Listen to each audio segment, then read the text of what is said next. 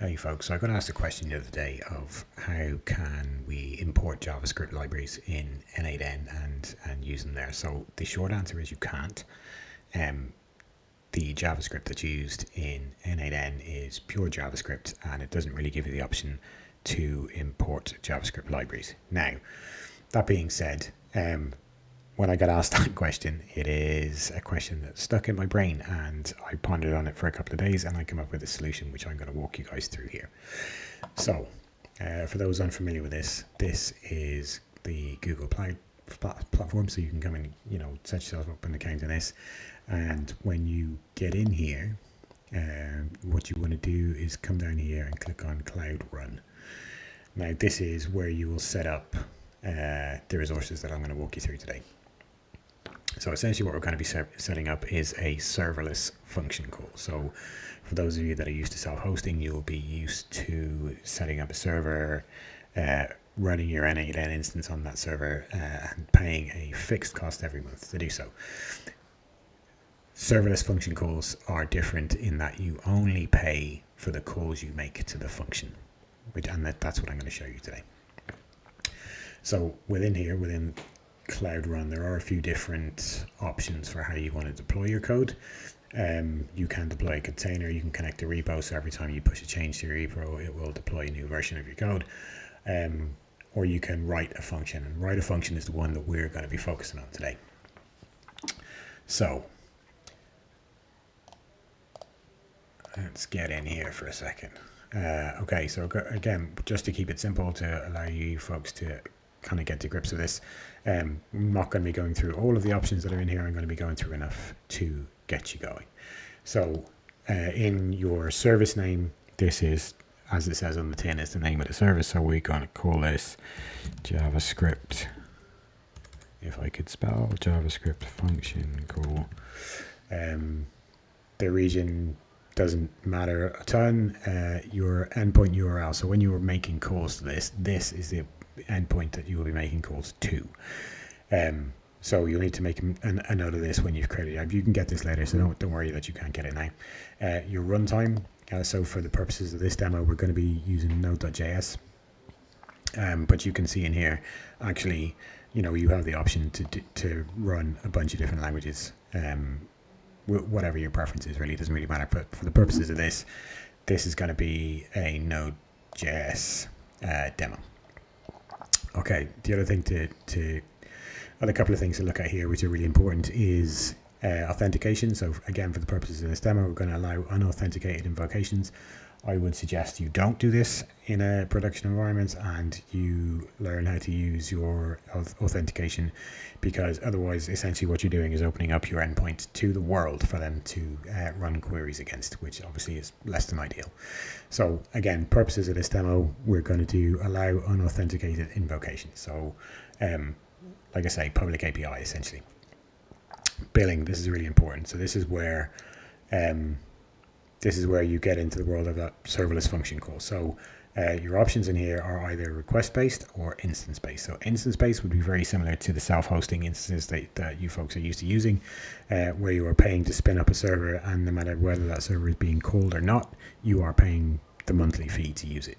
Request-based, on the other hand, is you only get charged when you make a request to the function. Otherwise, it just sits there and does nothing, which is great. And for a lot of the use cases that you have for n8n, that's actually going to be ideal, because you're not going to be making constant calls to an API endpoint. It's going to be occasional, more often than not. The other good thing about this is actually when you set this up, you'll see here you get a ton of requests free, which is great. When you look at the free tier in Cloud Run, you get a ton of requests free. So I can't imagine there are going to be many of us that are making more than 2 million requests per month for the things that we're looking at. But you have that there. There's also paid tiers there if actually you want to go above that. But I would suggest that 2 million requests a month is enough to get most of us going. Cool. So scaling. Bearing in mind that we are opening this up to the internet effectively, we do not want this thing to scale if it gets DDoSed. I would prefer it fell over than scale up 1,000 instances and cost me a bunch of money. So instead of auto scaling, we're going to do manual scaling, and we are limiting our number of instances to 1. Then the last little bit on here is the ingress point. So the ingress is whether you are allowing access to this from an internal virtual private cloud that you have set up within Google Cloud, or whether you want to allow direct access from the internet. And for the purposes of this demo, again, we are going to be allowing direct access from the internet because it just is going to make our lives easier to kind of understand this. Alrighty, so with those set up, we hit create, and then it will bring you into this screen. So this is your source code. So for those familiar with Node.js, you need to have a packages.json, which is where you are defining your dependencies, and you have your main file index.js, which is where you actually write your code.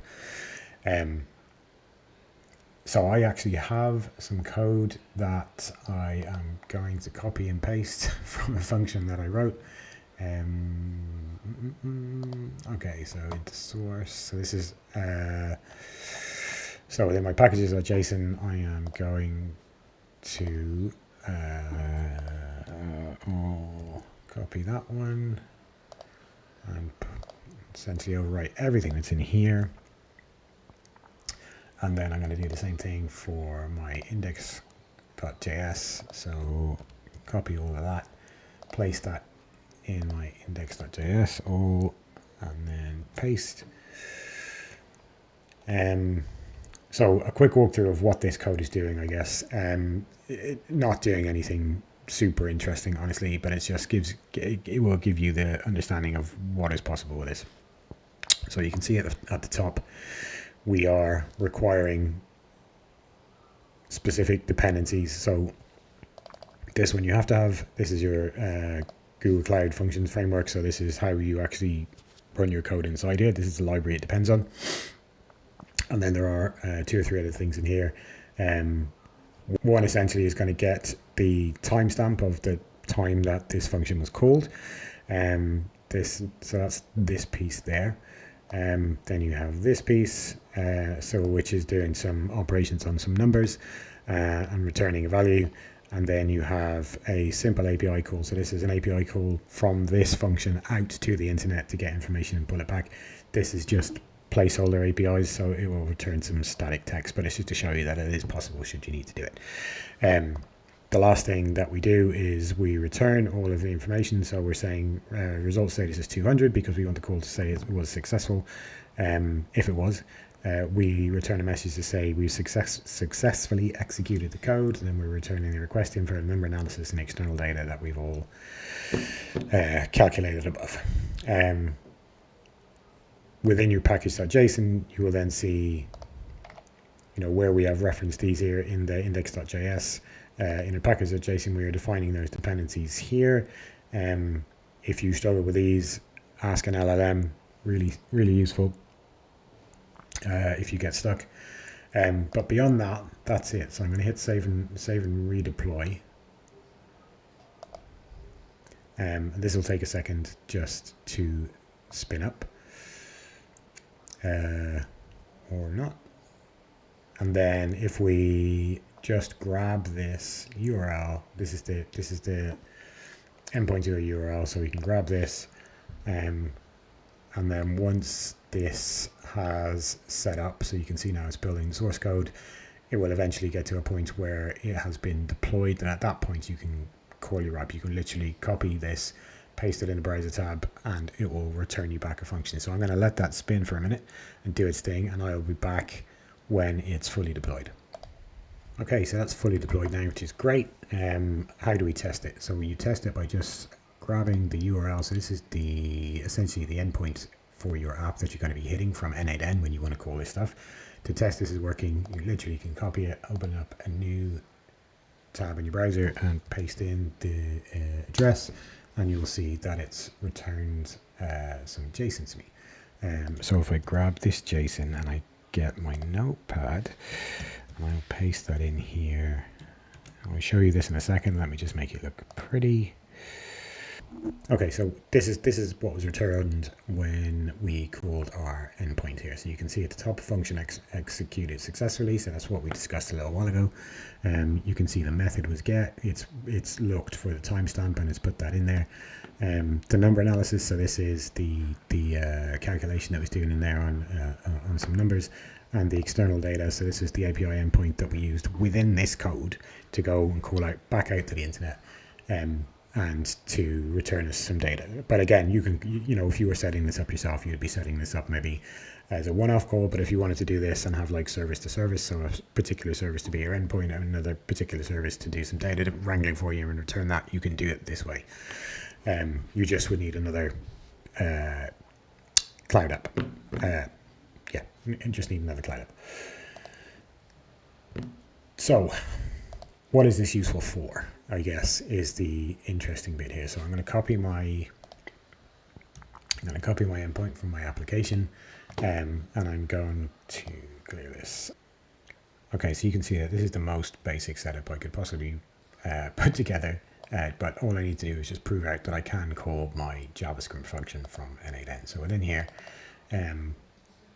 all I've done is I've got my link to my JavaScript function call. I have pasted that in the URL. It's a post call. I have set my authentication to none because remember in the application we set the endpoint to be open to the public, so we do not need authentication for this one. Again, for production settings, please do put some authentication on there. Google is your friend. It will help you figure out how to do that. Not super complicated, but yeah, do some Googling.